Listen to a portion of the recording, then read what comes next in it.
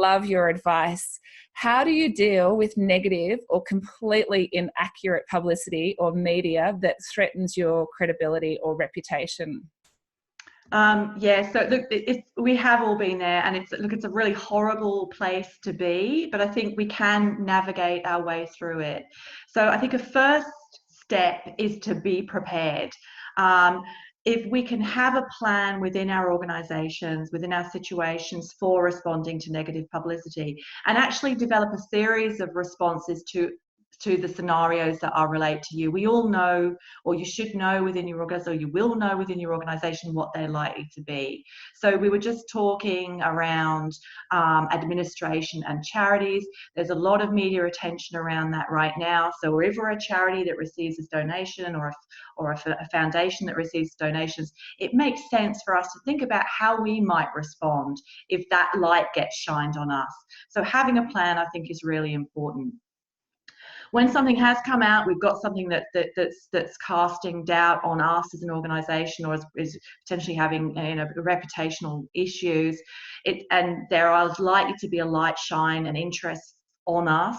It's vital to keep everybody on message, to make sure that your response is cohesive, that everyone is saying the same thing in response. Now, the easiest way to do that is to nominate one person within your organisation to be the spokesperson, and then to stick to it, because that reduces the risk of fragmented messages, or people saying the wrong thing, or those "oh my God" moments. Why did they say that?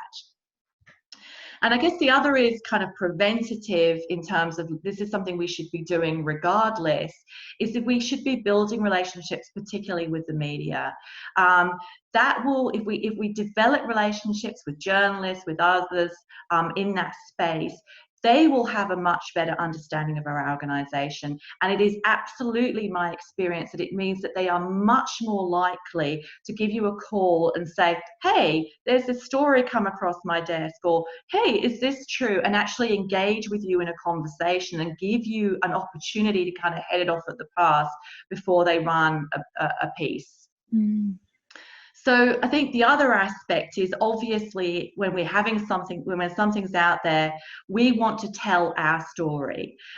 When we're dealing with the media, and particularly this is relevant to visual media, so someone who's a reporter, parking outside your house with a camera or a video camera, is always start with a positive statement. So when you're responding to a question, start with an affirmation of your organisation. We have proudly delivered, or we have done this, before you address the negative piece. And there's a kind of a really practical reason for that, which is that it's actually quite hard to edit sentences, or to edit a sentence mid-sentence. So if you start with a positive affirmation or a positive, and then move immediately in kind of the same sentence into addressing the negative side of it, they're likely to have to include the positive bit. Obviously, that's not quite so relevant to something that's written, so written journalism or online journalism. But nevertheless, if you start with that affirmation, it's about you shaping the narrative, you taking control of the narrative. Clearly, we want to address inaccuracies or fake news. We must do that, but we need to do that systematically without being defensive. And that's a really hard thing to do, because the minute you try and rebut something, or you rebuff something, or you say that's not the case, you can potentially come off as being defensive. So it's really thinking about how you present that rebuttal, how you contradict that without looking like that you're being defensive. So it's about doing it calmly and systematically and truthfully.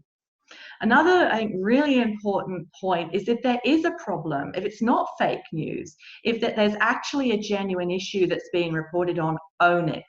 It's much better to fess up, come clean, and say, yes, this is a problem, but this is how we are dealing with it, rather than overspin it, try and avoid it, or look like look like you're terribly guilty. So I think if there are problems that have been brought into the light, then we need to own those and communicate how we are dealing with those and what steps we're taking to address them.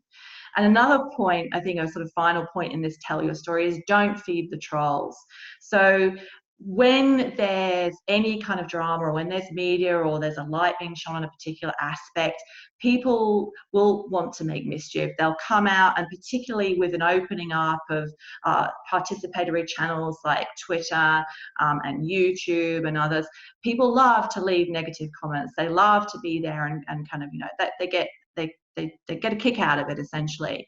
So be circumspect in who you respond to. If you're reading your Twitter feed and you're seeing all these negative comments, don't feel that you have to respond to every one of them. Some you can safely leave, and particularly the troll-like ones that are really just seeking to enlarge or amplify the crisis.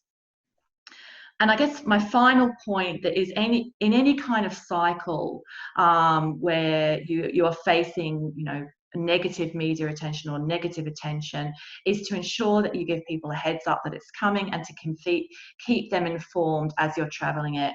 So making sure that you communicate with your stakeholders to let them know that there might be something negative coming out, to let them know how you're addressing it, to reassure them that it doesn't represent your organisation, and keep them involved and engaged in the cycle as it progresses.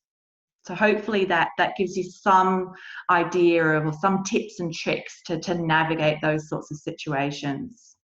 That's fantastic, Kate. Some really great tips in there, and some really great reminders as well. I think sometimes people think that, you know, they've got that covered. Yeah, we know what to do when, you know, we know all the journos and we know all of this, but just those little things like knowing who's going to be the spokesperson, getting everyone on that same song sheet. Such great reminders. Love that. Yeah, and reacting as quickly as you can. I mean, there were a recent example of where an organisation was called into question, and there was some really negative mainstream publicity around it. That organisation was well prepared. You know, they were in a space where they knew these sorts of stories floated around. The story was actually inaccurate, and they were able to be super reactive and get something onto their website immediately. And it was a brilliantly written piece that absolutely kind of, you know, really changed the narrative around that. It was a really good example of how to respond well in this sort of situation.